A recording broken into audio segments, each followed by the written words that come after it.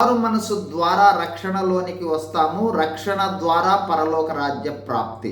మారు మనసుకు ప్రారంభ అవసరత సువార్త ప్రకటన. సువార్త ప్రకటనలో ఉండవలసిన అంశాలు: సృష్టి కార్యము, మానవ పతనము, పాప ఫలాలు, పాప విమోచన కోసం మానవ ప్రయత్నాలు, దేవుని మహాప్రేమ, యేసు ప్రభు వారి రక్షణ కార్యము, రక్షణ వల్ల ఆశీర్వాదాలు, రక్షణ తక్షణ అవసరత అని చూచాం. ఈ సువార్త వల్ల పరిశుద్ధాత్మ సువార్త విన్న వారిని స్పందింపచేస్తాడు.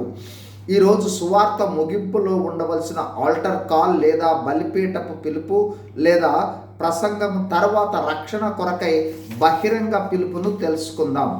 ఆల్టర్ కాల్ లేదా బలిపీఠపు పిలుపు అనగా సువార్త ప్రసంగము ముగిసిన తరువాత ఆ ప్రసంగమునకు ప్రతిస్పందించేందుకు వ్యక్తులను బహిరంగంగా ఆహ్వానించుట మరియు ఈ ప్రతిస్పందించిన తరువాత వారి కోసం ప్రార్థనా సమయము కూడా ఉంటుంది.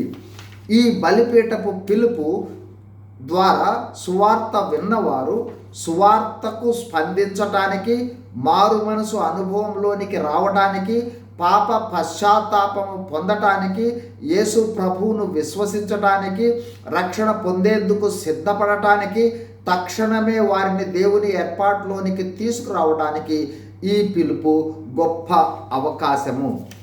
బలిపీఠపు పిలుపు వల్ల ప్రయోజనాలు: ఈ పిలుపు ఎవరికైనా పాపాన్ని ఎదుర్కొనుటకు తక్షణ అవకాశాన్ని ఇస్తుంది. 2, పశ్చాత్తాప పడని పాపులు ప్రార్థనలో దేవుని సహవాసంలోనికి వెళ్ళి పశ్చాత్తాపడి రక్షణలోనికి రావటానికి అవకాశాన్ని ఇస్తుంది. 3, ఈ సమయము దేవుని కార్యము వ్యక్తుల్లో ప్రతిబింబించే సమయము కావచ్చు. 4, విన్న ప్రసంగము గూర్చి ఆలోచించి స్పందించుటకు అవకాశాన్ని ఇస్తుంది. 5, సువార్త వినుట మాత్రమే కాదు, సువార్త ప్రతిస్పందనను కోరుతుందని తెలియచేస్తుంది.